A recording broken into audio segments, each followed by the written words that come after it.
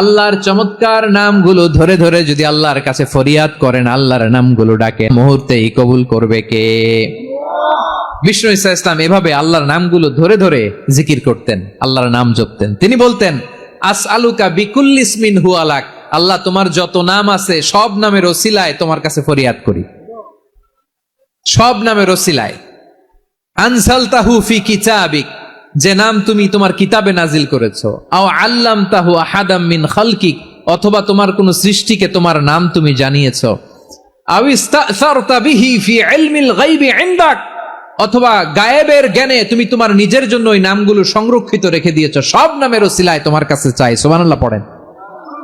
তার মানে আল্লাহ তোমার যে নামগুলো আমরা জানি এগুলার ওসিলায়ও চাই, যে নামগুলো আমরা জানি না সেগুলোর ওসিলায়ও চাই। আল্লাহর সব নাম আল্লাহ আমাদেরকে জানায় নাই, কিছু নাম জানিয়েছেন, কিছু নাম তিনি জানান নাই। সুবহানাল্লাহ বলেন।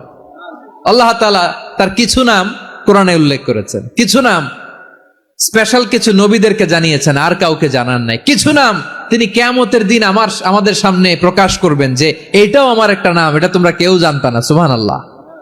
সারপ্রাইজ হিসেবে আল্লাহ তাআলা রেখে দিয়েছে, কেউ জানে না।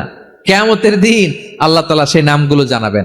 আর কিছু নাম আছে সেই নামগুলো আল্লাহ কোরআনেও বলে নাই, কোন নবীরেও জানায় নাই, কিয়ামতের দিনও সারপ্রাইজ হিসেবেও জানাবে না। ওই নামগুলো স্বয়ং খোদ আল্লাহ ছাড়া কেউ জানে না। এজন্য বিশ্বনবী দোয়ার সময় বলতেন, আল্লাহ তোমার যে নামগুলো জানি, যে নামগুলো জানি না, সব নামের বরকতে তোমার দরবারে চাই, সব নামের ওসিলায় তোমার কাছে ফরিয়াদ করি। সুবহানাল্লাহ বলেন। তাহলে সূরা হাশরের মধ্যে আমরা আল্লাহর মোট কয়টা নাম পাবো দেখি, মনে আছে কিনা? হ্যাঁ, কয়টা? আওয়াজ করে বলেন, কয়টা? মাশাআল্লাহ। এই 14টা শোনার আগ্রহ আছে? তাহলে প্রিয় বারুয়াখালীবাসী বলেন তো, সূরা হাশরের শেষ 3 আয়াতে আল্লাহর কয়টা নামের দেখা মিলবে? সবাই একসাথে আওয়াজ করে, কয়টা? আসুন আমরা শুরু করে দিই। আল্লাহ তাআলা বলছেন, হুয়াল্লাহুল্লাযী লা ইলাহা ইল্লা হুয়া আলিমুল গায়বি ওয়াশ শাহাদাতি হুয়ার রহমানুর রহিম। আল্লাহ বলেন, হুয়াল্লাহ, তিনি হলেন আল্লাহ, আল্লাযী লা ইলাহা ইল্লাহু, তিনি ছাড়া কোনো ইলাহ নাই। আছে নাকি? বারুয়াখালীবাসী আওয়াজ করে বলেন তো দেখি, আমাদের ইলাহ কয়জন? আরো জোরে বলেন। একজন হইলে ভালো না বেশি হইলে ভালো? ওয়া ইলাহুকুম ইলাহু ওয়াহিদুন লা ইলাহা ইল্লা হুয়ার রহমানুর রহিম। আল্লাহ বলেন, তোমাদের ইলাহ হলো একজন, তিনি ছাড়া কোনো ইলাহ নেই, তিনি দয়াময়, তিনি মেহেরবান। ইলাহ যদি একজন না হয়ে দুইজন হতো, ঝামেলা আছে না নাই? লাউ কানা ফীহিমা আলিহাতুন ইল্লাল্লাহু লাফাসাদাতা, আকাশ এবং জমিনের মধ্যে ইলাহ একজন না হয়ে যদি মাত্র দুইজন হতো, আকাশ জমিন ভেঙে খান খান হয়ে যেত। ঠিক কিনা বলেন? দুইজন ইলাহ হইলে খান খান হয়ে যেত। আমাদের রব একজন হইলে ভালো না বেশি হইলে ভালো? কথা বুঝতেছেন? আরে একজনের তো মন জোগায় চলতে পারি না, ঠিক কিনা? হ্যাঁ, একজন, তিনি যে আদেশগুলো দিয়েছেন আমাদের দুর্বলতার কারণে আমরা তো পারি না। যদি 10 জন হইতো, ওই 10 জনরে হ্যাপি করতে পারতাম, তাদেরকে স্যাটিসফাই করা যেত এত সহজে। 10 জনের 10 নিয়ম থাকতো। একজন বলতো আমার সেজদা দিবি সকালে, আরেকজন বলবে আমার জন্য নামাজ পড়বি 3 বার, আরেকজন বলবে আমার জন্য যাকাত দিবি এতবার, আরেকজন বলতো আমার জন্য কুরবানি দিবা এতবার। তাহলে আমাদের জন্য কঠিন হয়ে যেত, ঠিক কিনা? যদি ইলাহ একজন না হয়ে একাধিক হতো, একজন বলতো না আমি মহাবিশ্ব এভাবে চালাবো, আরেকজন বলতো না আমার মন চায় এভাবে, আমি এভাবে চালাবো, একজন বলতো সূর্য আমি পূর্ব দিকে উঠাবো, আরেকজন বলতো না আমি দক্ষিণ দিকে উঠাবো, আরেকজন বলবে না আমি উত্তর দিকে উঠাবো। এরকম আছে না নাই? ঝামেলা লেগে যেত। এজন্য বেশি রব হইলে আমাদের জন্য ঝামেলা, খোদা বেশি হইলে আমাদের লস। একজন হওয়াতে আমরা বেঁচে গেছি। বারুয়াখালীবাসী আওয়াজ করে না, কথা বলে না। রব খোদা একজন হওয়াতে আমাদের সুবিধা হয়েছে না? এজন্য আল্লাহ বলেন, লা ইলাহা ইল্লাহু, তিনি ছাড়া তোমাদের কোনো ইলাহ নাই, তিনি একজন। লা ইলাহা ইল্লাহু আলিমুল গায়বি ওয়াশ শাহাদা, তিনি প্রকাশ্যেরও মালিক, অপ্রকাশ্যেরও মালিক। তিনি যেটা ওপেন এটাও জানেন, যেটা গোপন সিক্রেট ওইটাও জানেন। আলিমুল গায়বি ওয়াশ শাহাদা, তিনি গায়েবের মালিক, গায়েবের জ্ঞানী, যেটা দেখা যায় না, অদৃশ্য, জানা নাই, এটাও তিনি জানেন। এগুলো জানতে তার কোনো মাধ্যমের প্রয়োজন হয় না। অতীতে কি হয়েছে, বর্তমানে কি চলছে, ভবিষ্যতে কি হবে, সব তার জ্ঞানের ভেতরে আছে না নাই? এজন্য আল্লাহ বললেন আলিমুল গায়বি ওয়াশ শাহাদা, তিনি গায়েবের জ্ঞান রাখেন, তিনি দৃশ্য জগতের জ্ঞান রাখেন, তিনি প্রকাশ্য জগতের জ্ঞান রাখেন, তিনি গোপন জগতের জ্ঞান রাখেন। তার কাছে কোনো কিছু গোপন নাই, ঠিক কিনা বলেন? হুয়ার রহমানুর রহিম, তিনি হলেন দয়াময়, তিনি হলেন মেহেরবান। এই যে শুরু হলো 14 নামের প্রথম দুইটা, আর রহমান আর রহিম। হুয়ার রহমানুর রহিম, তিনি হলেন the most gracious, the most merciful, তিনি দয়াময়, তিনি অতিশয় মেহেরবান। সুবহানাল্লাহ বলেন। তার দয়ার কোনো শেষ নাই, তার মায়ার কোনো শেষ নাই। আল্লাহ, তাহলে 14টা নামের মধ্যে কয়টা পাইলাম? একটা কি? আর রহমান। বারোয়াখালীবাসী বুঝে থাকলে আওয়াজ করে বলেন, প্রথমটা কি? 2 নাম্বার আর রহিম। আওয়াজ করে বলেন 2 নাম্বার। আওয়াজ করে সবাই গলা ছেড়ে দিয়ে উত্তর দেন তো, প্রথম নামটা কি? দ্বিতীয় নামটা? আর রহিম। রহমান আল্লাহর one of the major names, আল্লাহর মৌলিক নামগুলোর মধ্যে গুরুত্বপূর্ণ একটা নাম হচ্ছে রহমান। গুরুত্বপূর্ণ নাম কি? রহমান, দয়ার সাগর, মায়ার সাগর। রহমানুন ফিদ দুনিয়া ওয়া রহিমুন ফিল আখিরা। এই দুনিয়ার জন্য আল্লাহ রহমান, দুনিয়াতে আল্লাহ সবাইরে দয়া করে, কাফিররেও করে, মুসলিমরেও করে। আর আখিরাতের জন্য তিনি রহিম, সেখানে কাফির মুশরিকদের জন্য আল্লাহর পক্ষ থেকে কোনো দয়া থাকবে না। চিল্লায় বলেন ঠিক কি না? এজন্য আল্লাহ বললেন আমার মৌলিক একটা নাম হলো রহমান। আল্লাহর পরে অন্য কোন নাম দিয়ে যদি তোমরা আমার নাম প্রকাশ করতে চাও, জপতে চাও, ডাকতে চাও, তোমরা রহমান নামে ডাকো। রাব্বুল আলামিন ইরশাদ করেন, কুলিদুল্লাহ আউদিউর রহমান আইয়াম্মা তাদউ ফালাহুল আসমাউল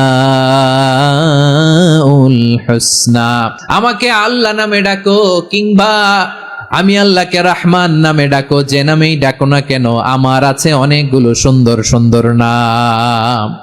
যে নামেই ডাকো আমি শুনি, ডাকলেই আমি সাড়া দেই। সকালে ডাকলেও সাড়া দেই, দুপুরে ডাকলেও সাড়া দেই, মাঝ রাতেও যদি আমরা বিপদে পড়ি, ডাকলে আমাদের ডাকে সাড়া দেয় কে? সবাই বলুন তো, সাড়া দেয় কে? আবার বিশ্বনবী যখন মক্কায় দাওয়াত দিচ্ছিলেন, তিনি মাঝে মাঝে আল্লাহর নাম বলছিলেন, মাঝে মাঝে তিনি রহমান নাম বলছিলেন। যখন তিনি বললেন ওয়াইদা কিলা লাহুমুসজুদু লিররহমানি ক্বালু ওয়ামার রহমান। বিশ্বনবী মক্কায় যখন মক্কার কাফিরদেরকে, কুরাইশদেরকে বলল, তোমরা রহমানকে সেজদা দাও, রহমানের ইবাদত করো, রহমানের জন্য সেজদায় লুটিয়ে পড়ো। মক্কাবাসী বলে, রহমান আবার কে? রহমান রে তো চিনি না। রহমানকে? আল্লাহ চিনি, রহমান চিনি না। মক্কাবাসী কি বলে? কারে চিনে? আল্লাহরে চিনে। কারে চিনে না? রহমান কে তো চিনি না। রহমান আবার কোত্থেকে আসলো? কে Rahman? Who is this Rahman? যখন তারা বলে রহমান রে চিনি না, আল্লাহর গায়রতে আঘাত লেগেছে। আল্লাহ বলে রহমান রে চিনো না, না? তাদেরকে চিনানোর জন্য আল্লাহ ৭৮ আয়াত বিশিষ্ট আর রহমান নামে কোরআনে একটা সূরা নাজিল করেছেন।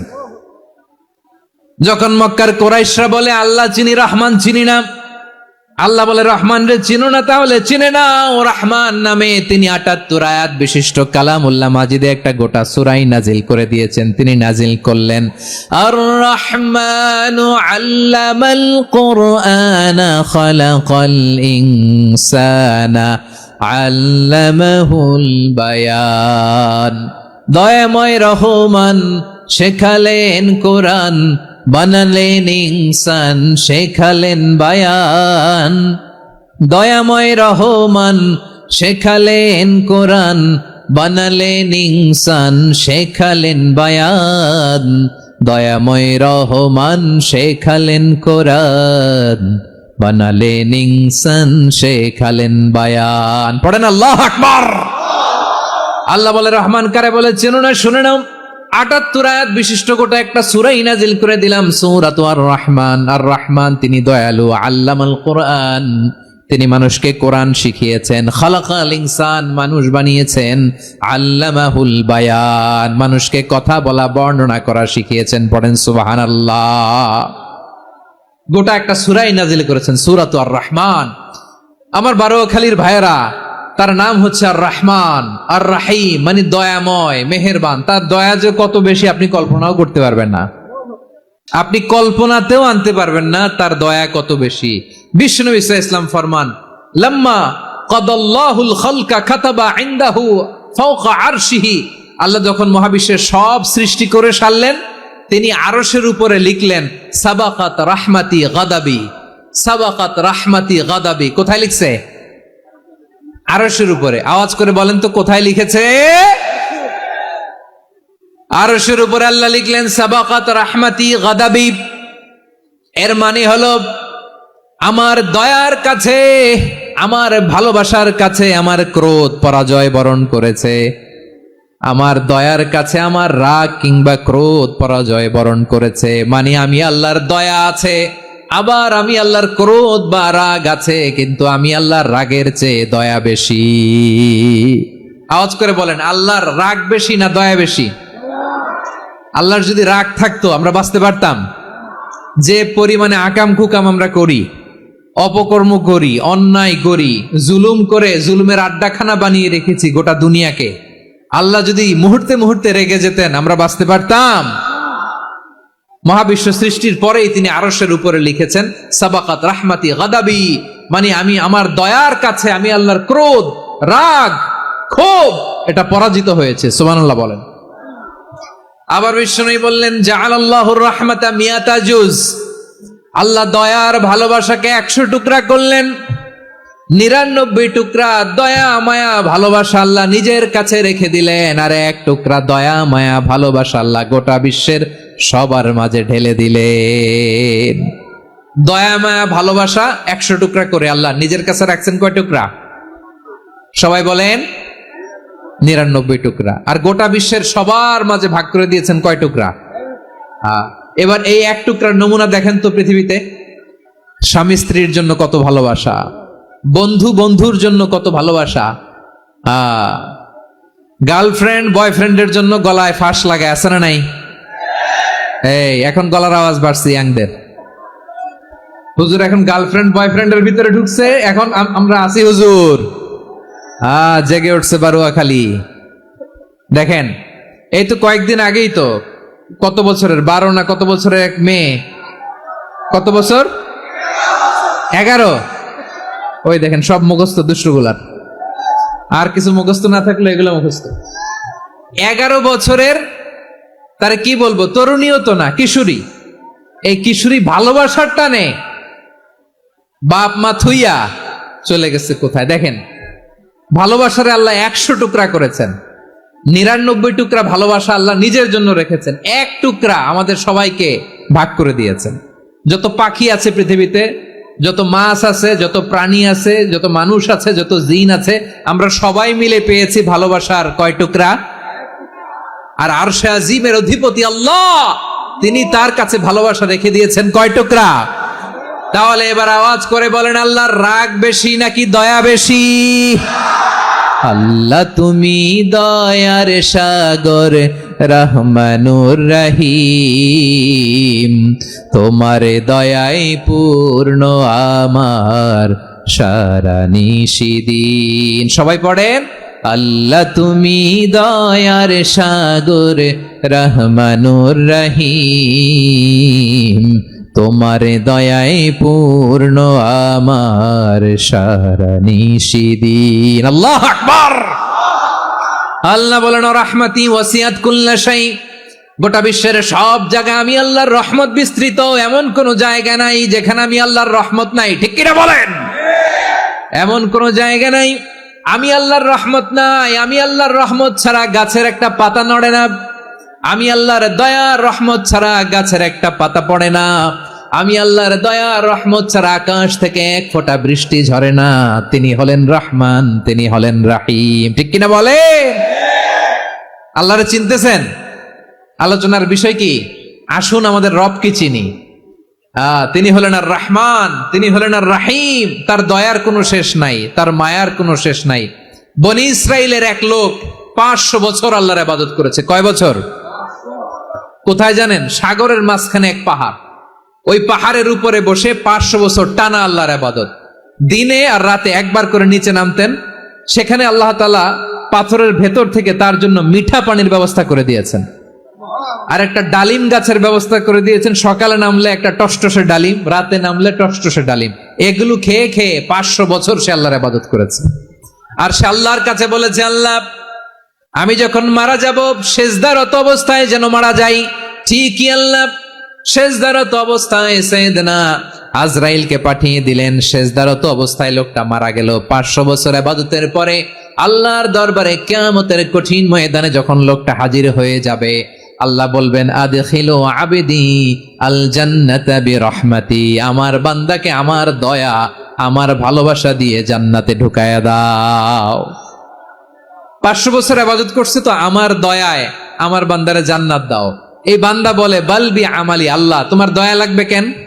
আমি আমার আমল দিয়ে জান্নাতে যেতে চাই। কি দিয়ে?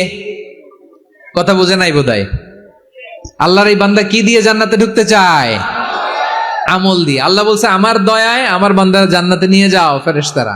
এ বলে, আল্লাহ তোমার দয়া লাগবে কেন? সেজদা তো কম দেই নাই, জিকির করতে করতে 500 বছর শেষ করে দিলাম, আবার তোমার দয়া লাগবে? আমি তো আমার আমলেই জান্নাতে যেতে পারি। আল্লাহ বলবেন, তাই ঠিক আছে, আমি চাইলাম দয়া দিয়ে জান্নাত দিব, তুমি চাইলে আমল দিয়ে ঢুকবা। ঠিক আছে, তোমার আমল আর আমার যে দয়া, দুইটার একটু মাপ দেই। তোমার 500 বছরের ইবাদত এক পাল্লায় রাখো। আর আল্লাহ বললেন, আমি যে দয়া করে এই দুনিয়ার নাজ নেয়ামত বিউটি সৌন্দর্য দেখার জন্য তোমার দুটা চোখ দিয়েছিলাম, দুটা নয় একটা চোখ আরেক পাল্লায় রাখো। রাখা হবে, দেখা যাবে ওই 500 বছরের ইবাদত হালকা হয়েছে, আর মুহূর্তের মধ্যে আল্লাহর দেয়া একটা চোখের নেয়ামত ভারী হয়ে গিয়েছে। আল্লাহ বলবেন, তোমার কথা মতো মাপ দেয়া হলো, এবার ফলাফল দেখো, হিসাব বলে তুমি এখন জাহান্নামে যাবা। Go to the hell fire, যাও এবার জাহান্নামে যাও। মাপ জোখে যখন আসছো আমার সাথে হিসাব ক্যালকুলেশন, যাও তুমি এবার জাহান্নামে যাবা। এবার লোকটা কাচুমাচু করে বলে, আল্লাহ আমি বুঝি নাই, আল্লাহ আমি বুঝতে পারি নাই, খেয়াল করি নাই, তুমি আমারে ক্ষমা করো, তুমি আমারে মাফ করো। ও আল্লাহ, এবার আমি টের পেয়েছি, এবার আমি বুঝতে পেরেছি, তোমার দয়া ছাড়া দুনিয়ায় কেউ জান্নাতে যেতে পারবে না, কেউ পারবে না।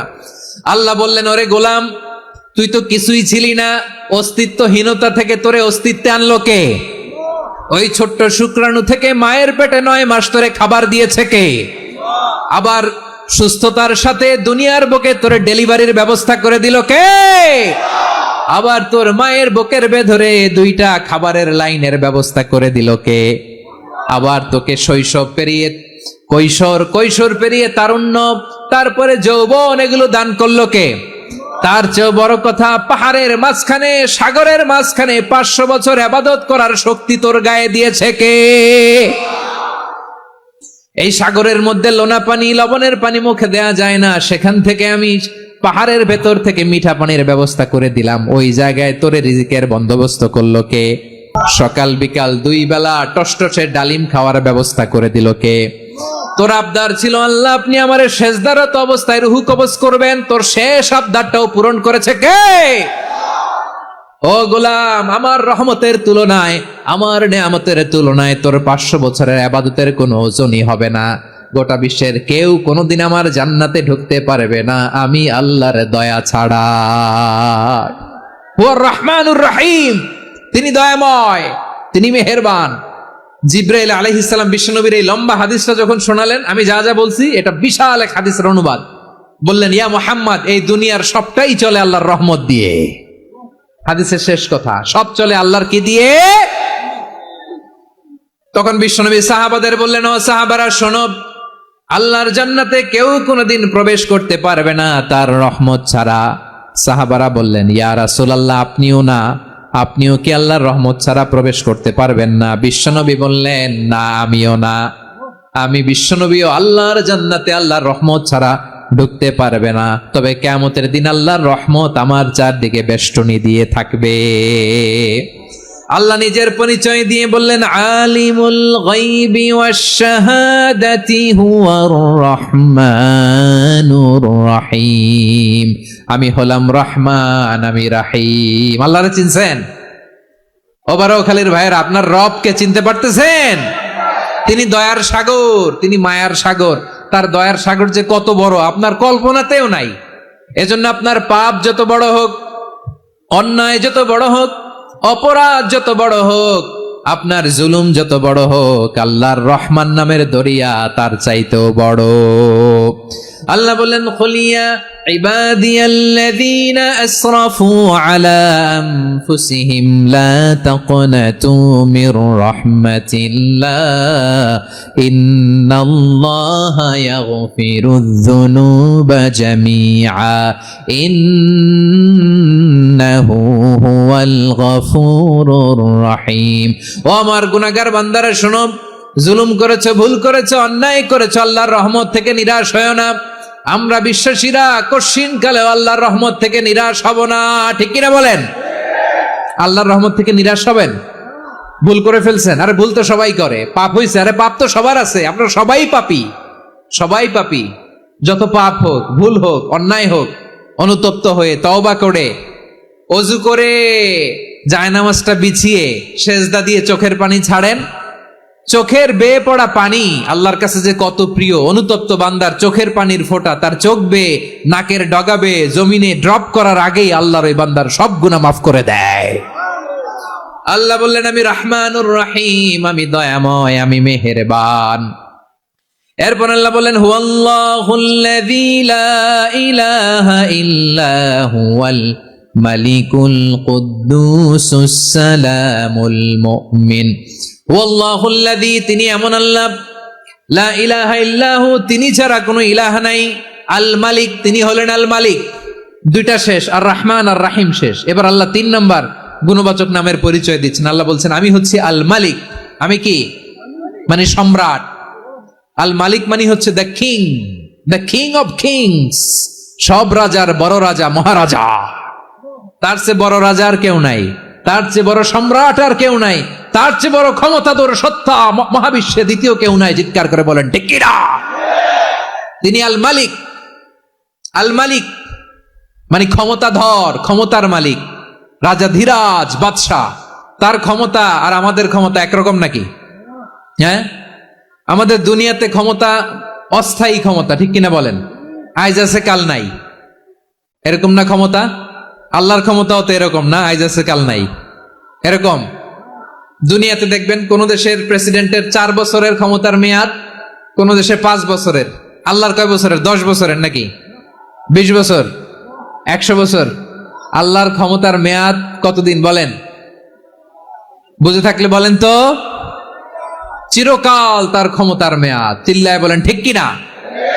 নিরঙ্কুশ ক্ষমতা, একচ্ছত্র ক্ষমতা বলতে যা বুঝায়, এই ক্ষমতা একমাত্র আল্লাহরই আছে।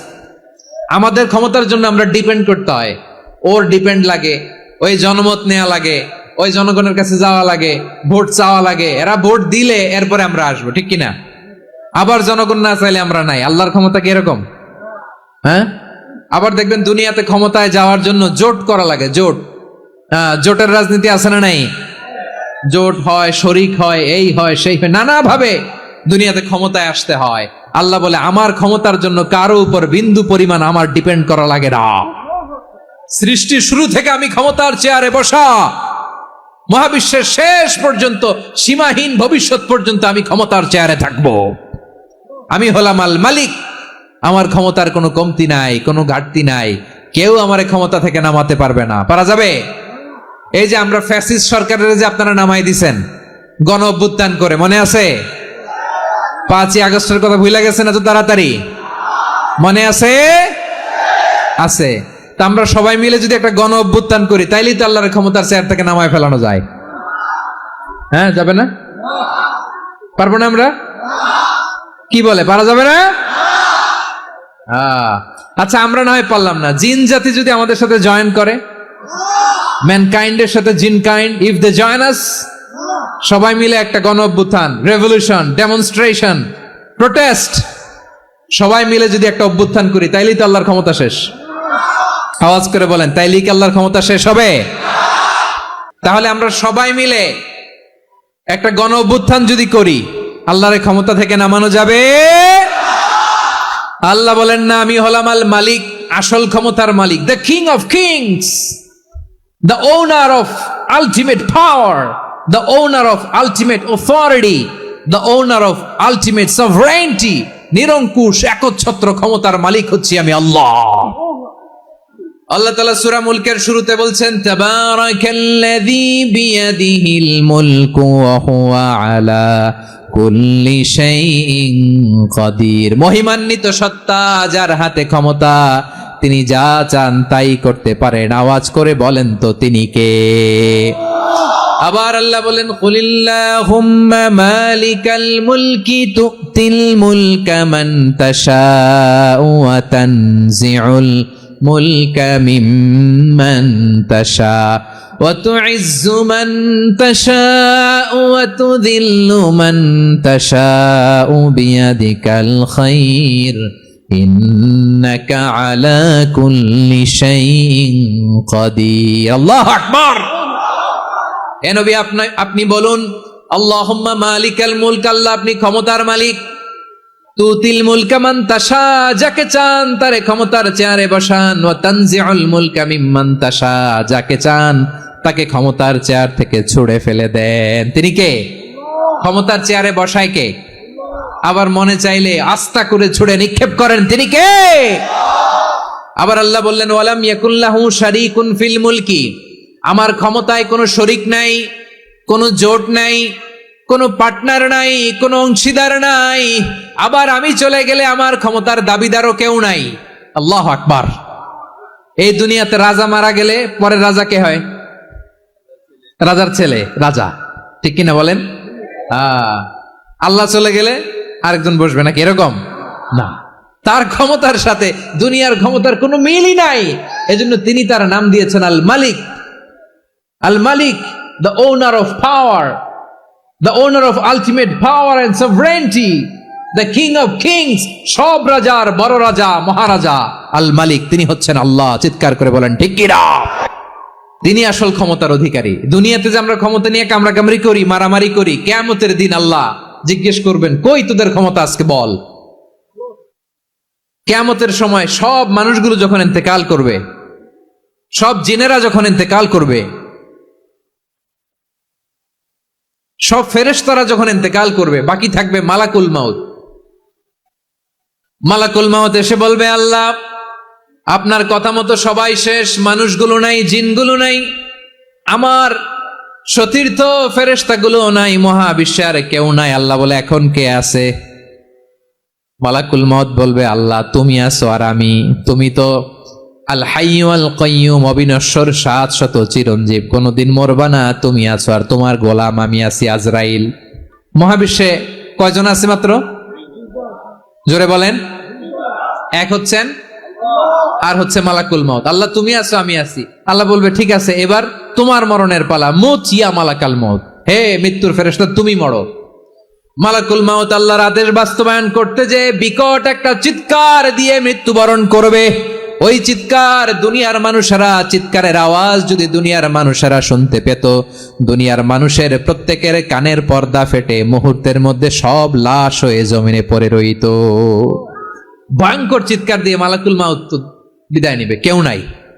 এবার বলেন তো, মহাবিশ্বে মহাশূন্য, কেউ নাই, উপরে নিচে, সামনে পেছনে, ডানে বায়ে কোন সত্তা, কোন জীবিত সত্তার আছে?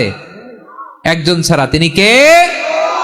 কুল্লু মান আলাইহা ফানি ওয়া ইয়াবকা ওয়াজহু রাব্বিকা যুল জালালি ওয়াল ইকরাম। পড়েন, ফাবিআইয়ি আলাই রাব্বিকুমা তুকাযযিবান। কেউ থাকবে না একজন ছাড়া, একজন ছাড়া। এই ড্রোন দেখে হাত নাড়ালে হবে? আমার দিকে তাকাইতে হবে, কথা শুনতে হবে। মহাবিশ্বে কেউ নাই, একজন সত্তা ছাড়া। আওয়াজ করে বলেন, তিনি কে? এবার আল্লাহ ডেকে বলবেন, লিমানিল মুলকুল ইয়াউম, লিমানিল মুলকুল ইয়াউম, ক্ষমতা কার? Who belongs the kingdom today? Who belongs the power of